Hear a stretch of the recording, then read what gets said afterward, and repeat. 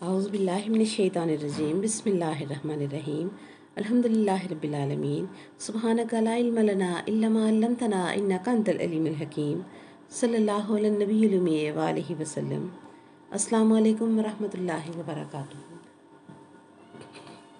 جی جناب، کیسے ہیں آپ سب؟ یقیناً خوشبو قرآن کے ہر ساتھی کو رمضان المبارک کی الوداعی گھڑیوں میں اس متبرک مہمان کے رخصت ہو جانے کا غم ہوگا، جیسے اپنے کسی بہت مہربان اور شفیق ہستی سے بچھڑتے وقت ہمارے جذبات رقت آمیز ہوتے ہیں۔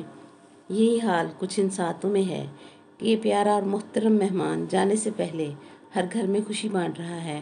ہر امیر غریب اپنی استطاعت کے مطابق اس مہمان کے جانے کے بعد ملنے والے انعام عید کی تیاری کر رہا ہے، سوائے ان گھروں کے کہ جن کے پیارے اس دنیا سے کچھ دن یا مہینوں پہلے اپنے عارضی ٹھکانوں کو چھوڑ کر اپنی قبر میں لیٹ چکے ہیں۔ وہ بچے جنہوں نے اپنی ماں کھو دی ہے، اور وہ غمزدہ والدین جنہوں نے اپنے بچے کھو دیے ہیں، ان کو بھی یہ عید حکم الہی کے طور پر گزارنا تو ہوگی کہ اللہ کی رضا میں راضی ہونے سے ہی سکون قلب ملتا ہے۔ میں خوشبو قرآن کے وسیلے سے ہر اس غمزدہ دل اور روح اور گھر کے غم میں برابر کی شریک ہوں جو عید کے اس دن کو اپنے پیاروں کی یاد میں نم آنکھوں کے ساتھ دیکھنے والے ہیں۔ میرا رب ان سب لوگوں کو صبر جمیل عطا فرمائے جنہوں نے اس سال کی عید اپنوں کی جدائی میں گزارنی ہے، آمین۔ امتی ہونے کے ناطے اور اپنے آقا مولا صلی اللہ علیہ وسلم اور ان کی آل پاک کی مودت کا حکم قرآنی مان کر زندگی جینے والا تو ویسے بھی اس دکھ کو بہت گہرائی اور شدت سے محسوس کرتا ہے کہ ہماری سید و سردار بی بی فاطمہ الزہرا سلام اللہ علیہا کے بچے بھی 21ویں روزے کے دن یتیم ہوئے۔ میرے مولا علی علیہ السلام نے عید سے ٹھیک 8 یا 9 دن پہلے جام شہادت نوش کیا اور فزت برب الکعبہ کے مقام پر فائز ہوئے۔ ان نسبتوں کے حوالے سے بھی رمضان المبارک کے بعد آنے والی عید الفطر امتی کے اپنے غم بھلا دیتی ہے اور سوچ، توجہ، یاد میں نبی صلی اللہ علیہ وسلم کا گھرانہ ہوتا ہے کہ ان لوگوں کی کیا عید ہوگی جو 21ویں روزے کو یتیم ہوئے، ابھی تو ان کا غم تازہ ہے۔ میرا رب ہمیں رشتہ مودت میں جیتے ہوئے اور نبی پاک صلی اللہ علیہ وسلم کی آل کے لیے احساس مودت میں رہتے ہوئے ہمارا یہ احساس غم زندہ رکھے اور ہمیں دنیا کے باقی ہر غم سے نجات دے۔ اس غم کو ہم یاد رکھیں اور ہمیں کوئی اور غم جو ہے وہ ستائے نہ۔ ہم ہر اس گھر کے غم میں خوشبو قرآن کے وسیلے سے نہ صرف شریک ہیں بلکہ دعا گو ہیں کہ میرا رب مرحومین کی بخشش اور بلندی درجات عطا فرمائے اور پسماندگان کو ان کے لیے صدقہ جاریہ بنائے اور پیچھے رہ جانے والوں کو خوشیاں عطا فرمائے اور خوشحالی ان کا مقدر کر دے، آمین ثم آمین۔ کل ہم نے جانا کہ کیسے صحابہ کرام رضوان اللہ علیہم مجمعین نے نبی کریم صلی اللہ علیہ وسلم کا میلاد منایا، کیسے مجلس بنا کر ان کی صفات کا، ان کی عظمتوں کا بیان کیا، اور نبی کریم صلی اللہ علیہ وسلم نے ان سے قسم لے کر اس بات کا اقرار لیا کہ کیا واقعی تم دل کی گہرائی سے اور محبت سے اس بات کے لیے جمع ہوئے تھے؟ تو انہوں نے قسم کھا کر جب یہ اقرار کر لیا تو نبی پاک صلی اللہ علیہ وسلم نے ان کو یہ خوشخبری سنائی کہ اللہ کریم تمہارے اس عمل پر فرشتوں میں فخر کر رہا ہے کہ میں نے ان پر احسان کیا ہے، تو یہ کتنے قدردان ہیں کہ اکٹھے ہو کر بیٹھ کر مجلس بنا کر اس احسان کا شکریہ ادا کر رہے ہیں۔ اور آج کے دور کی محفل میلاد بھی اسی مجلس کا تسلسل ہے، اور یوں صحابہ کرام رضوان اللہ علیہم اجمعین نے میلاد منایا۔ یہ ملاقاتیں رسماً نہیں ہوتی، یہ مل بیٹھنا جن کے لیے ہے وہ اس بیٹھنے کو دیکھ رہے ہوتے ہیں اور ہمارے خلوص اور نسبت کے گواہ ہیں۔ خالصتاً حضور نبی کریم صلی اللہ علیہ وسلم کے لیے ان کی محبت کے حصول کی نیت لے کر بیٹھنے والا مالا مال ہو کر گھروں کو واپس جاتا ہے۔ حضور نبی کریم صلی اللہ علیہ وسلم اور ان کی آل سے وفاداری ایمان ہے۔ طلحہ بن عبید اللہ رضی اللہ تعالیٰ عنہ کا سر پھٹا اور زخموں سے نڈھال بے ہوش تھے۔ حضرت صدیق رضی اللہ تعالیٰ عنہ نے پانی چھڑکا، ہوش میں آئے تو پہلا سوال حضور کا پوچھا کہ حضور کا کیا حال ہے؟ تو حضرت صدیق رضی اللہ تعالیٰ عنہ نے فرمایا وہ ٹھیک ہیں، انہوں نے ہی تو مجھے تمہارے پر پانی چھڑکنے کے لیے بھیجا ہے۔ تو پکار اٹھے الحمدللہ کل مصیبت بعدہ جلل۔ اگر نبی صلی اللہ علیہ وسلم ٹھیک ہیں تو ہر مصیبت چھوٹی ہے، کسی چیز کا غم نہیں ہے۔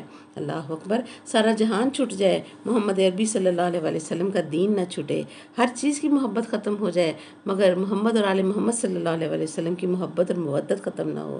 نبی کریم صلی اللہ علیہ وسلم کی عظمت اور ان کی آل پاک کی مودت ہی دین اسلام ہے۔ سارے کا سارا دین اسی میں ملتا ہے اور اسی عمل کا محتاج ہے۔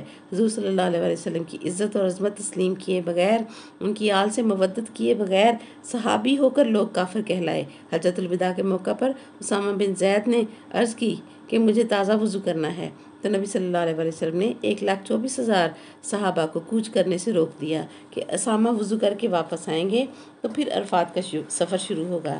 جب اسامہ بن زید لوٹے تو یمن والے صحابی لوگوں نے کہہ دیا کہ اس چپٹی ناک والے گندمی رنگ والے کے لیے ہمیں روکا گیا تھا۔ ان کے اس بات کے کہنے پر نبی صلی اللہ علیہ وسلم نے فرمایا فَلِذَلِكَ كَفَرَ أَهْلُ الْيَمَنِ، سارے یمنی کافر ہو گئے ہیں اس بات پر۔ وہ کیسے کافر ہو گئے تھے؟ فرمایا اس لیے کافر ہو گئے کہ انہوں نے نبی صلی اللہ علیہ وسلم کی پسند کو ناپسند کیا تھا۔ انہوں نے نبی صلی اللہ علیہ وسلم کے خاص کیے ہوئے کو عام سمجھ کر بات کی تھی۔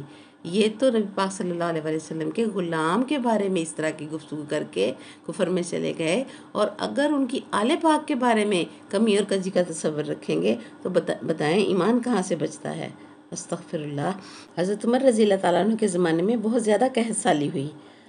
آپ رضی اللہ تعالیٰ عنہ نے مصر کے گورنر کو خط لکھا، جو کہ انہوں نے خود ہی مقرر کیا ہوا تھا، اور کہا کہ مصر میں قحط نہیں ہے اور مدینہ پاک میں قحط ہے، اس لیے امداد بھیجو۔ تو انہوں نے لبیک کہتے ہوئے فرمایا اتنی امداد آئے گی کہ پہلا اونٹ مدینہ شریف میں داخل ہوگا تو آخری اونٹ اس قطار کا مصر میں ہوگا۔ اس دوران حضرت بلال مزنی صحابی رسول صلی اللہ علیہ وسلم روضہ پاک کے سامنے حاضر ہوئے اور انہوں نے ہاتھ اٹھا کے دعا کی کہ یا رسول اللہ صلی اللہ علیہ وسلم اپنی امت کو اللہ سے پانی لے کر دیں۔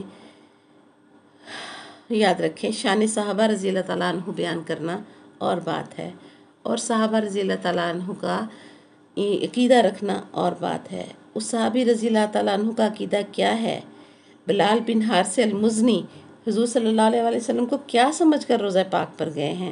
حاضر و ناظر سمجھ کر گئے ہیں، سنتے ہیں یہ سمجھ کر گئے ہیں، اور حضور صلی اللہ علیہ وسلم سے مانگنا جائز ہے یہ ایمان بنا کر گئے ہیں، سنتے ہیں تو مدد کرتے ہیں، اس لیے جا کر مدد کی درخواست کی، مدد کا اختیار رکھتے ہیں، اور اللہ اکبر، اس لیے روضہ پاک پر جا کر یہ دعا کی کہ اپنی امت کو اللہ سے پانی لے کر دیں۔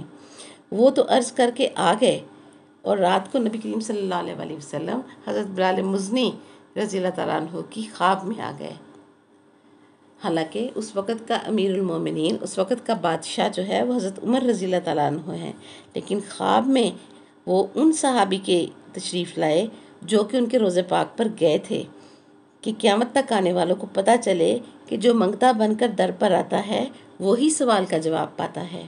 تو فرمایا اے بلال عمر سے کہو بارش ہو جائے گی، اور عمر سے کہو کہ دانائی اختیار کرے۔ اللہ اکبر، دانائی کیا ہے؟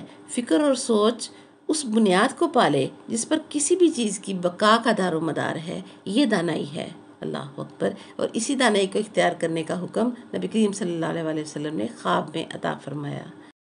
آج کے لیے اتنا ہی، زندگی رہی تو پھر خوشبو قرآن میں کل بات ہوگی۔ وآخر دعوانا الحمدللہ رب العالمین، سبحانک اللہم و بحمدک ونشہد ان لا الہ الا انت نستغفرک ونتوب الیک۔ السلام علیکم ورحمۃ اللہ وبرکاتہ۔